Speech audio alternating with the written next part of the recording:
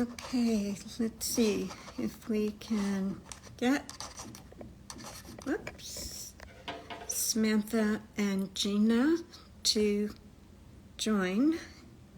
Okay, here we go.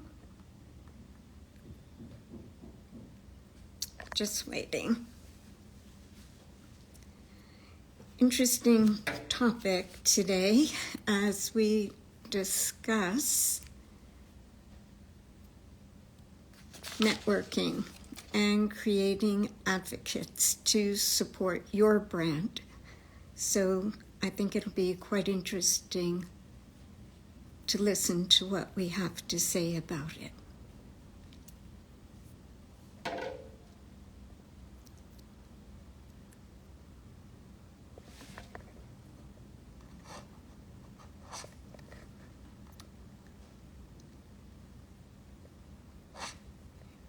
There's Gina. Hopefully she joined. Accept. And we're good. Hi, Gina. How are you? I'm good. How are you? Lovely background there. Thank you. I love bougainvilleas. Yeah. Wishing I were in Santorini right now, but that's okay. Toronto's good too. Yeah, it's good. It's good. How was your trip back? It was good. Well, it was just down to Florida. Really lovely. Enjoyed it. And we're just doing little weekend trips now over the next little while. So it's good. Thank you. How about you? How are you doing? Good. We were up at the cottage for a couple of days, so it was nice to be with everyone. And now back to the city, back to work, and looking forward to the long weekend. Absolutely. Planned, but it'll be good. It will be. It will be. As long as you're with people you like, then all's good. And it's good. Exactly. So I think the topic we selected for now today will be interesting. I think so. About how we'll be able to, there's Samantha joining, creating different advocates to support. Hello, ladies. Hello there. How Mom, are your you? hair looks really good. What'd you do different? I washed them. Good girl. It looks good. Thanks. The bangs are good. They're good today. You got good bangs. It's all about the bangs, Gina. I'm too scared to get bangs, and I look at the two of you. You've got awesome bangs. So I only have a little bit. No, but the big joke is whenever we take a picture, it's always about her bangs if they're not right. Right. They look good. They look great. They look great. Absolutely. Happy belated birthday to you. Are we allowed to say that on live there? Thank you. Yeah. You know, we're pretty chill people. We're not that uptight. Absolutely. Absolutely. So welcome back. As many people know, Gina has been our special guest before, and we loved her so much, and we had such a great chat that we said, come on back. We like regulars.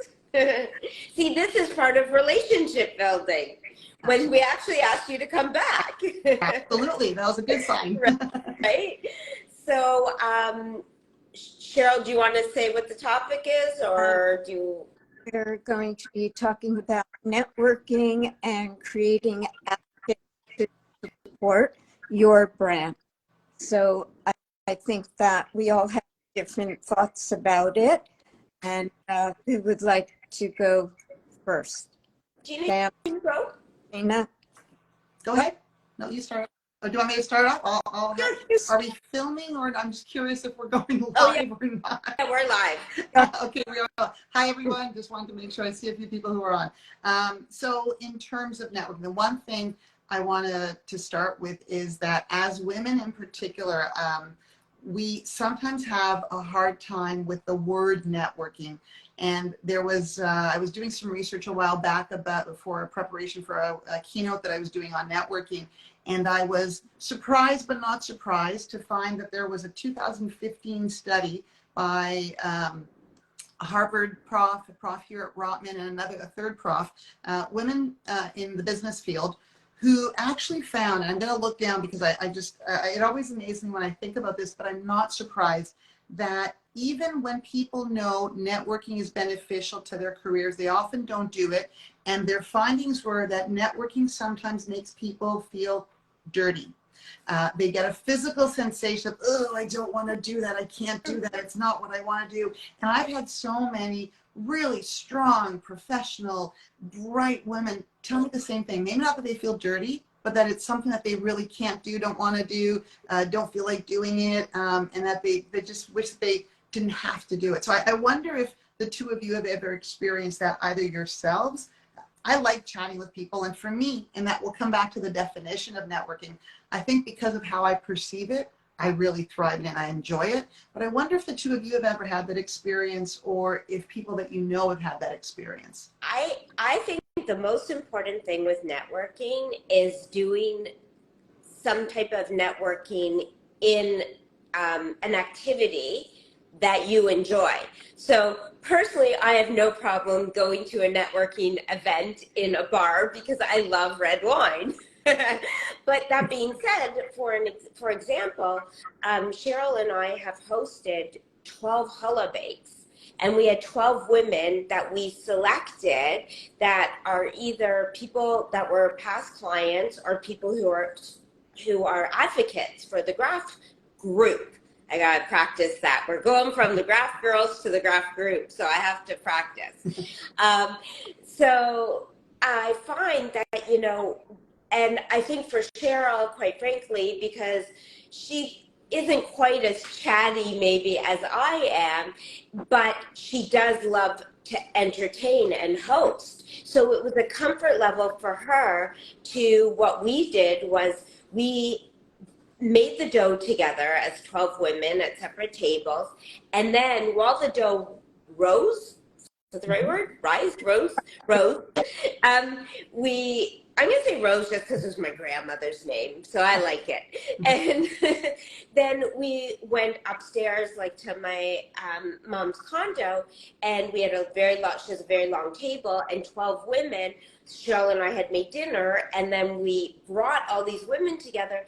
And the women who said yes to coming to the Hulla Bake obviously had an interest in baking, right? So they felt more at ease, I'm sure. Whereas I did have people say, Sam, I'd love to come to dinner, but I'm really not into the baking. I don't like baking.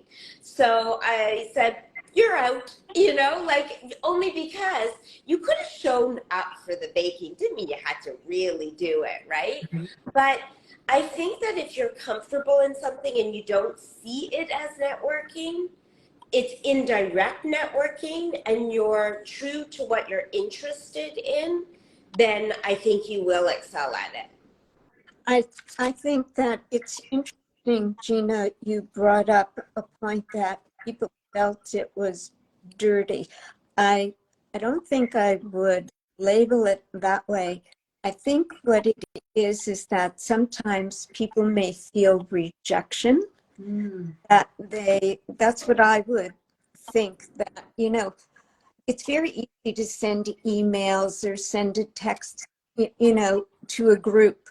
But if you have to individually handpick people, it's sort of like, you know, you go through your data, you go, okay, I'll call them because it's easy. But the more difficult people, or you haven't been in touch with, you know, you're afraid of that rejection. So I wonder if it's rejection, maybe. But I think Sam brought up an excellent point that it's easy to network when you're comfortable doing something that you like, or you're going to an event that you know you're going to enjoy.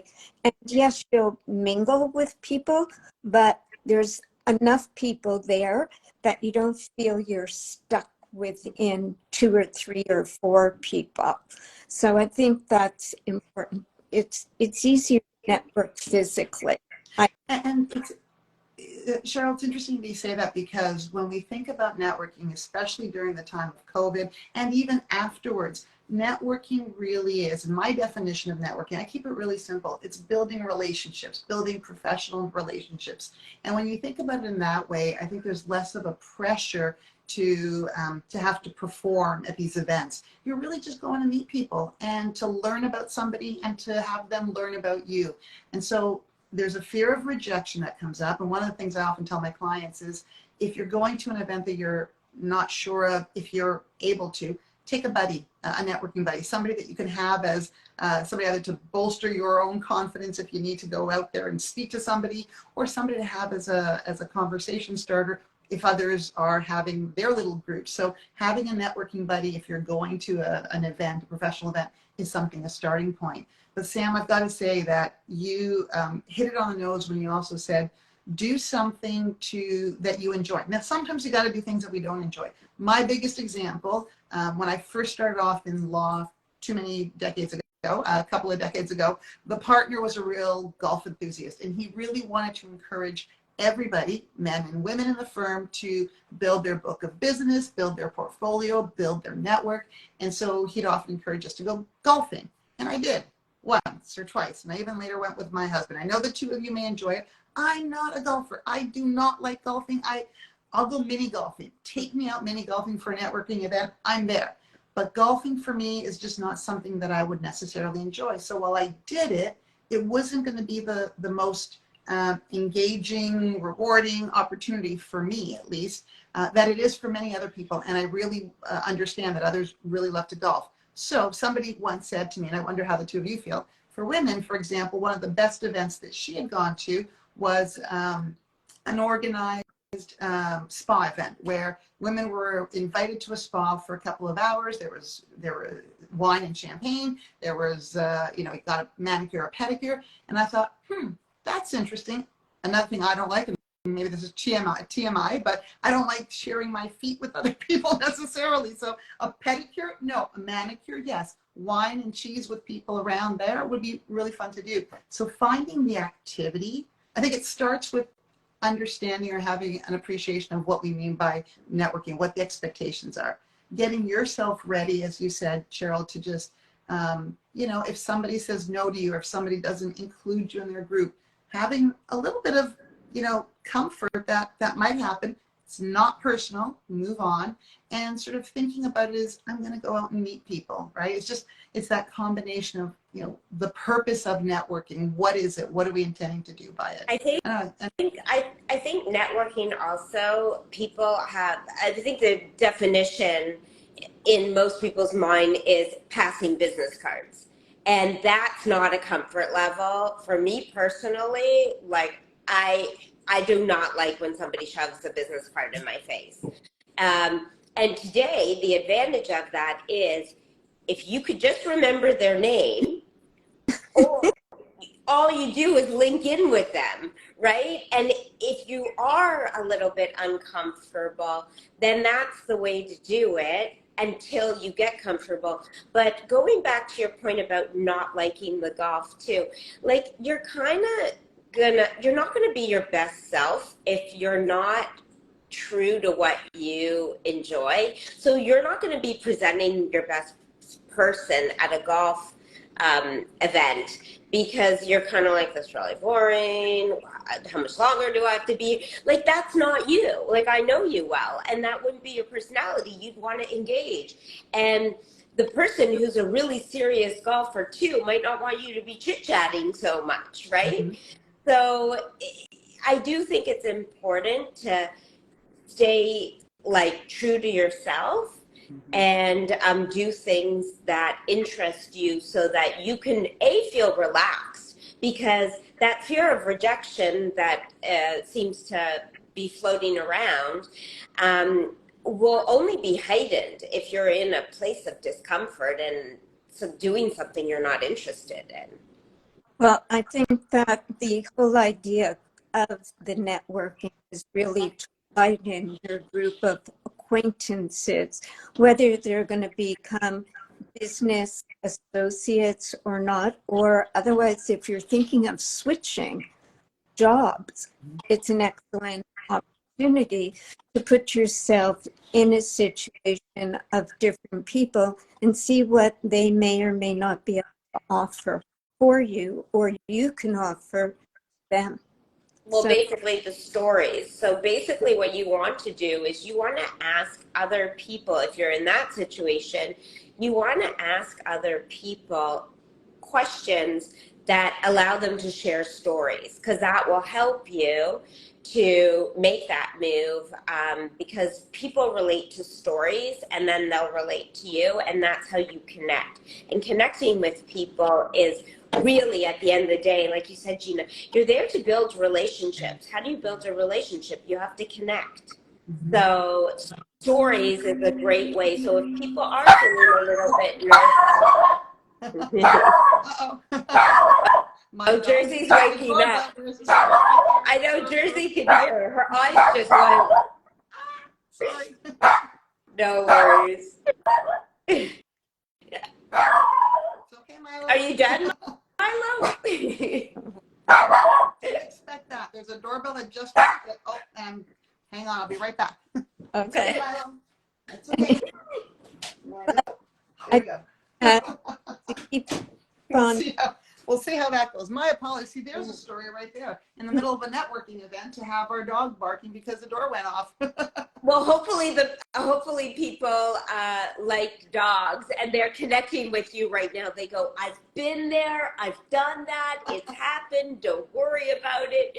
But in the moment, it's the worst place to feel like you're in. That's okay. That's okay. You know, it's interesting because I think a couple of themes that we're picking up here is a fear of rejection, a nervousness, a disinterest or an interest, and you're your best self when you are in something that's interesting to you. But there's situations where we're not necessarily, we have to go places, or we have to speak to people that we don't know, that we don't have a comfort level initially. And I think being able to think about our own story is really important.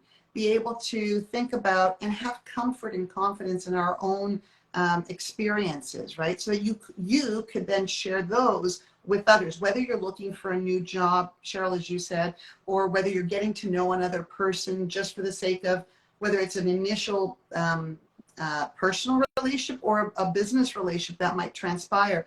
But understanding our own selves and being able to understand our own experiences and share that sometimes comes with practice. I know it sounds silly, but before you go to an event, think about the 3 stories that have happened to you, the movies that you've seen recently, the books that you like to read, the work experience that has been really impactful or meaningful. Sort of think about those in advance, so you, and then sometimes, I don't know how, I'm curious about what I'm going to say, how it lands with the 2 of you or anybody else.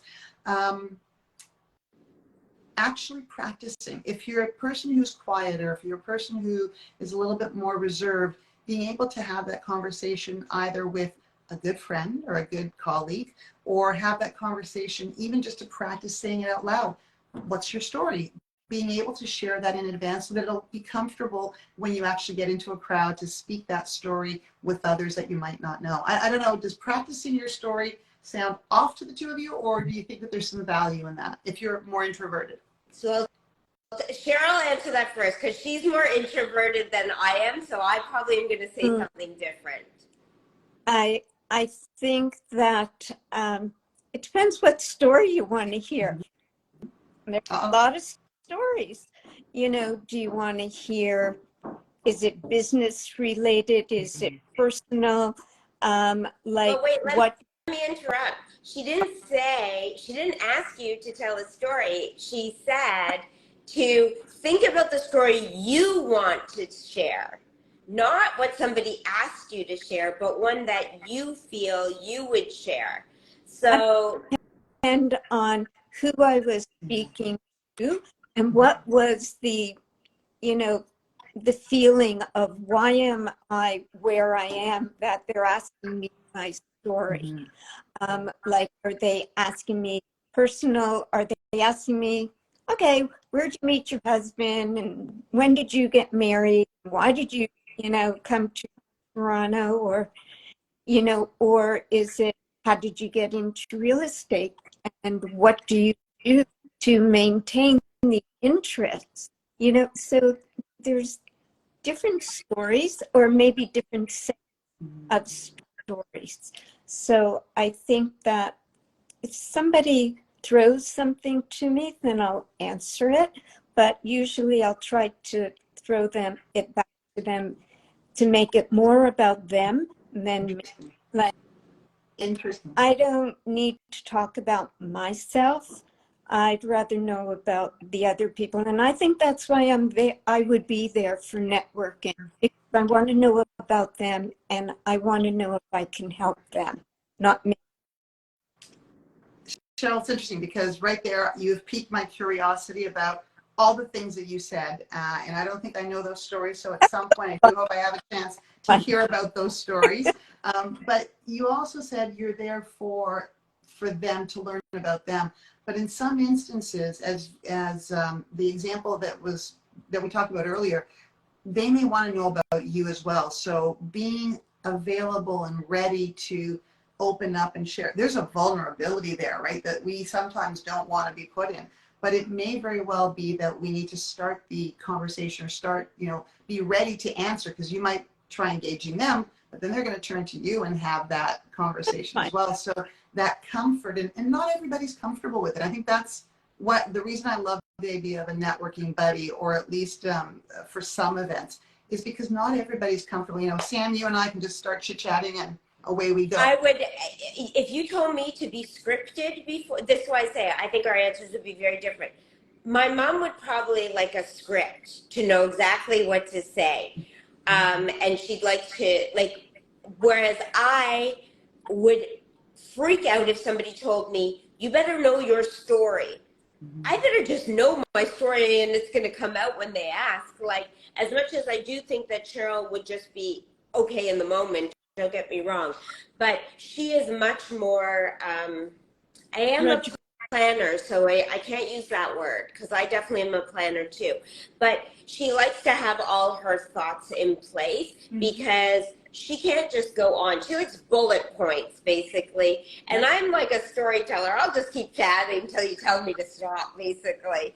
You know, I can just go with the flow. But when you tell me a script, that actually makes me nervous. Right. Fair enough. No, So knowing then I feel like, oh, I forgot to say that, and I was supposed to say that. There's no supposed to. Ask me the question and I'll answer it, because I'll answer it from a place of, quite frankly, at this point in my life, confidence and authenticity, right? So that's Bingo. where. Bingo. You just said something. We're at a place in our lives where, and regardless of the age or the number that we put in front of us, some people reach that place of authenticity and confidence later, others reach it earlier. And I think one of the things for all of us to be aware in a community of women is to, or just a community of professionals and individuals, not just a community of women, but is to remember that not everybody may have that different confidence level. So one of the things, and I loved your Hala example, because you're bringing together different people, different women at a time to do an event. And hopefully they are, one of the things that I love is where we can get people from very diverse experiences, different backgrounds, different ages, and thought perspectives. And sometimes that means, as the host, for example, to be able to bring everybody into the conversation at different times. And if you see somebody who's a little bit quieter, part of networking, there's a responsibility on us as we're growing our own communities and growing others' communities, is being able to bring other people into the conversation, being able to engage people, ask the question of the person who's a bit quieter, who might be seeming to be hanging back. You know, I always try and, if I see somebody hanging back and I'm at a professional event, bring them into the conversation at some point. I want to learn about them. I want to see what they're all about, but they might just not be a little bit too timid or nervous to join. Yeah, I think adding the level, like an interest of curiosity, the element, of curiosity really helps in networking. If you act curious and interested and you ask questions from that place, you usually, I mean, like Cheryl says, you know, oh, they can talk all night and I'll just sit there and listen.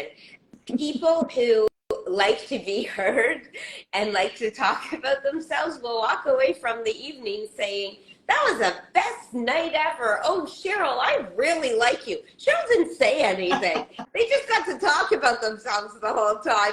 And they think Cheryl is the end all be all, Well, the right? thing being is that I think it's the skills of listening and combining the asking of questions. So, Mm-hmm. yes, if you have somebody who can go on and on and on, so you'll listen for a while, but then you do interject, you'll throw a question at them so they know you really are listening. You know the difference between listening and hearing.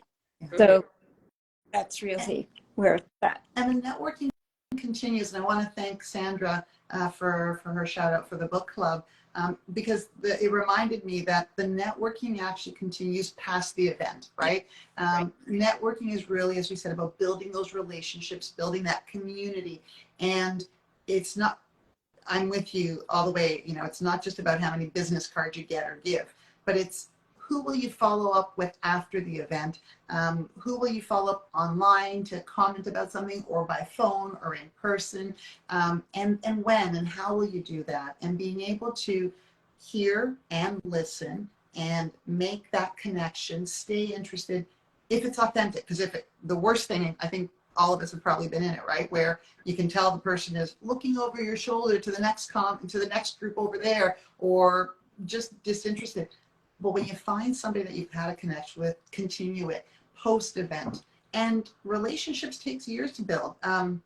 You know, I will make this comment, Sammy, when you and I first met, we didn't have a relationship other than I received as a gift from my son, who's now 23, one of the blankets that you had. And I had to come to the real estate agency to pick up a next one that I was then sending out to somebody.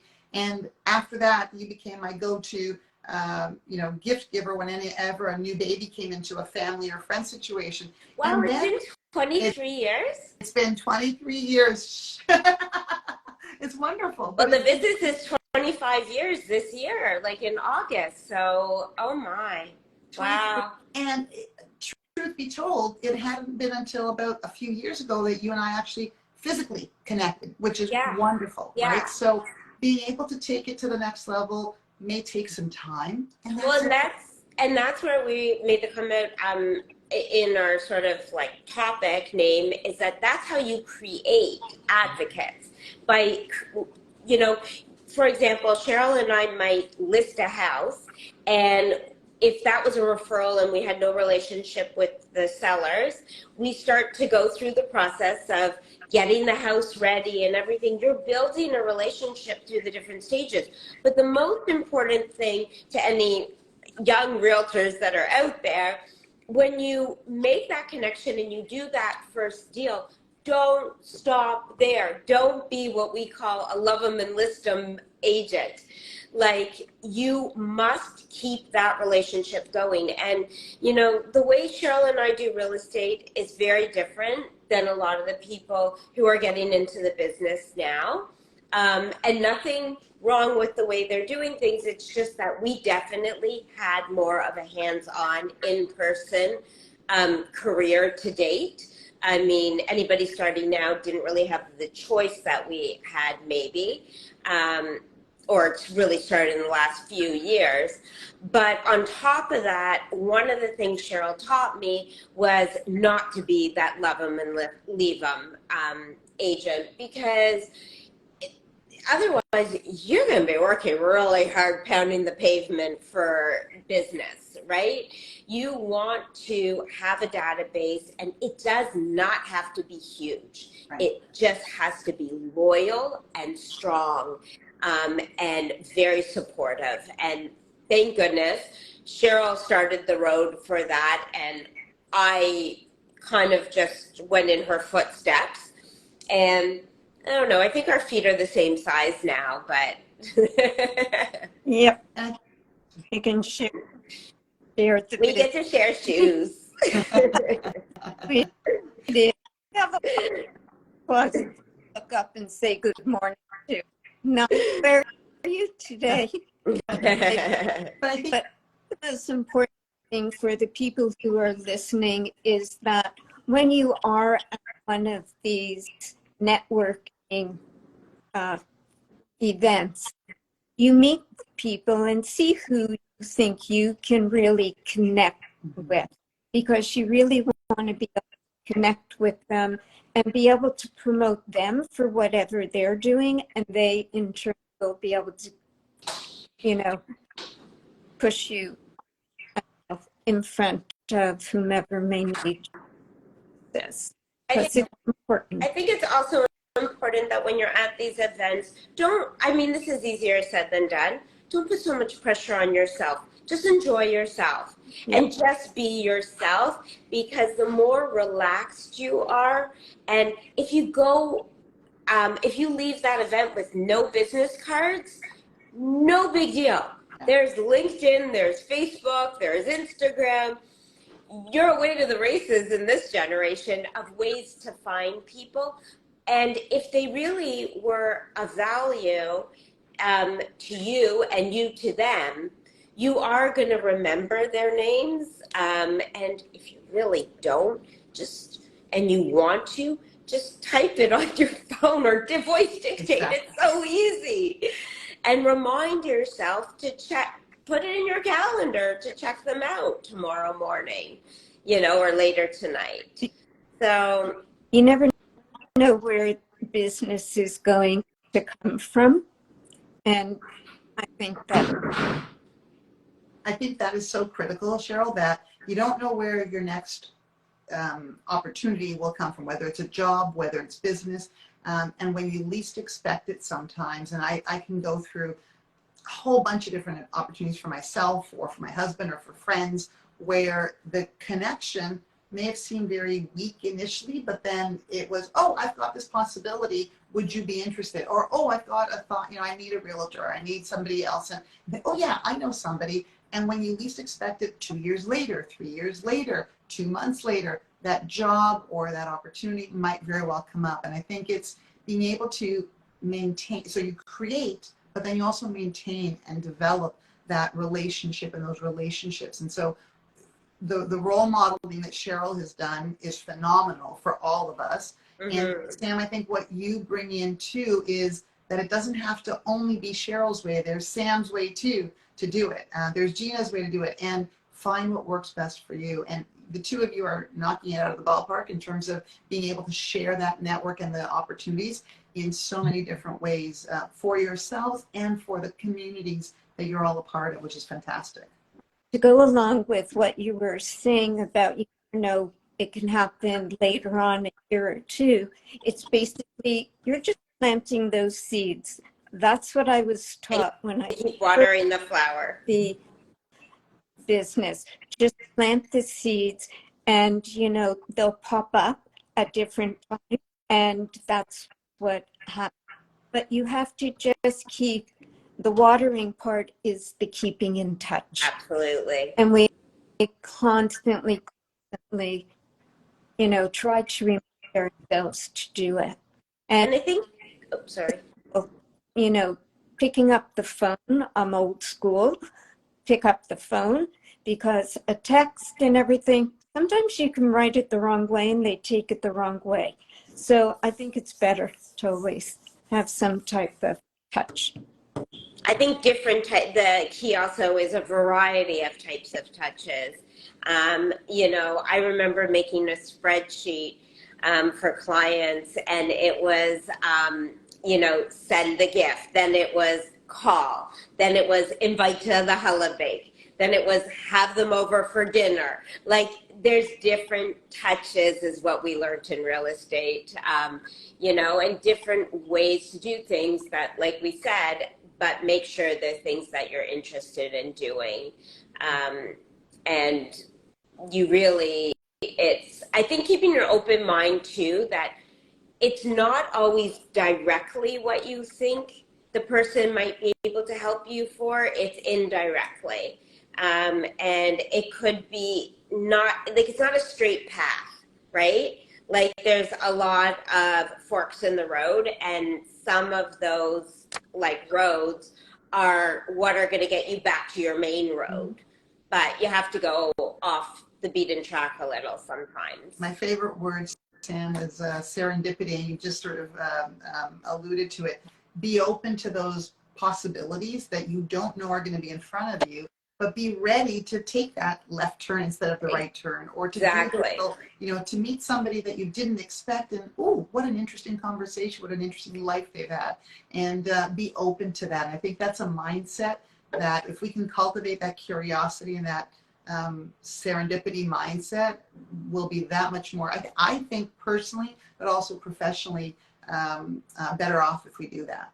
Yeah. And bring it like in dating, for example, most people think, oh, I'm only going to go out with single people. And don't get me wrong, I am not suggesting like cheating or anything, but maybe go out with your friends that are married, because you don't know who they know and who they could introduce you to. And it's very similar with networking. I think we got to change the word networking. Yeah, I agree. I think it should just be relationship building, because it sounds more intimate. It sounds softer. It doesn't sound like so businessy. I remember a few years back, probably about 5-6 years ago, when I first met Steve, we started this networking group. And my vision was just to go and have dinner and invite different people from different industries. But Steve's way of thinking back then was, because a lot's changed with his networking and relationship building since I've met him, that's for sure. I can tell some amazing stories about that. But anyways, this one in particular was that he had to have a speaker at it, and you had to, try to help and give each person a referral. And it was so stuffy to me. Structured, yeah. It was so structured. Exactly. Structure is a better word. And, that might do really well in the courtroom when you have your strategy and whatnot. And one of the other guys in the group also was exactly like that. And after about 6 or 7 of them, I said, Steve, I'm done. I'm not into this.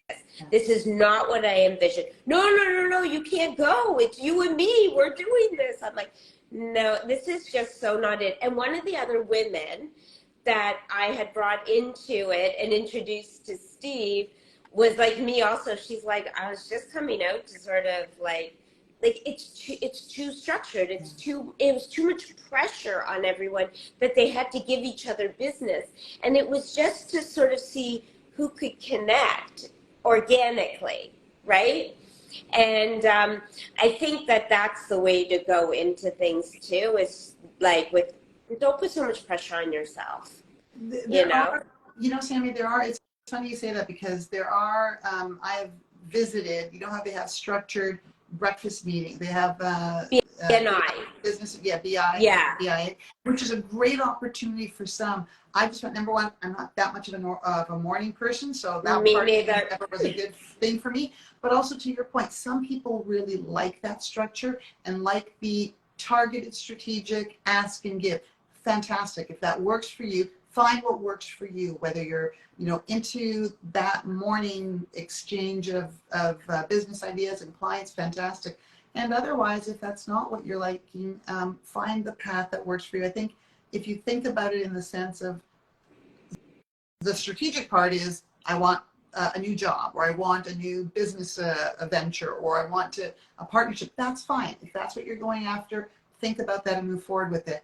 If you're trying to look at the long term, which is I think what we're all talking about, the seeds are planted as sometimes unknowingly to ourselves, and sometimes very knowingly, for a long-term view. And I think that's what I at least look at, is that longer term view. Things don't happen right away. Sometimes they might, but things may very well happen over the longer term. And is it Maya Angelou who has the quote? I'm going to mess it up, but it's one of my favorite themes. It's not what you say that people remember necessarily. It's how you make them feel. And I really do believe that in the network. It's on the Sammy G website, that quote. I love it. I love it. There you go. There you go. Yeah. So, and I think it's important. I totally agree that people remember the way you made them feel. I remember when Cheryl did, she sold this house, and they came home and she had wrapped the house in a big red bow. And that's just something you remember. And just the fact that she went to that extent, which is exactly, you know, my whole Sammy G thing is that when you remember, people send a neutral baby basket because they don't even know if the baby's a boy or a girl. But when you put their name on it, it means you actually read the announcement or you asked somebody, you went that extra mile to find out a little bit more, you know? So anyways, on that note, making people feel good, that's what we love. So we probably want to wrap this up so that people are like, okay, I've had enough of you guys. Never enough. Anyway, sorry, go on, Gina. I would just like to say, if anybody's watching this later or now, I would invite them to tell us what they're in the chat or wherever else, what their favorite networking activity, what their most meaningful favorite networking activity was for them. So just leave that as a possibility somewhere. I'm going to put one more thing out there because I do love events and doing things. So I'm going to be creating a makeup event. I have a few different makeup artists that I absolutely love. And there's one in particular I think I'm going to start with. And she represents the very well-known Charlotte Tilbury line. And what I was thinking with her is that she's a great makeup artist, and I was going to see women who are interested in coming, and she'll do someone's eyes or someone's lips or whatever, and then she's also going to be there to sell the product. So I just thought it's sort of a way where a bunch of women from different professions come out, but you're not, like I said, you're passing cards maybe, but I'm not making it a network event. It's just an event where you can network or relationship build. So I'll call it a relationship building event. Absolutely. So yeah, just put that out there. I'm going to try to organize that for October. All right. Gina, thank you again. It's so a pleasure to see Thank you. even though it's Zoom-like. No, well, we're going to do it in-person dinner. Yeah, we have to set that up. Definitely. Well, it was a pleasure. Thank you. And everybody have fun networking out there and building your relationships. Exactly. Keyword, have fun with it. Thank you, everyone. Bye. Bye now. Bye. Bye.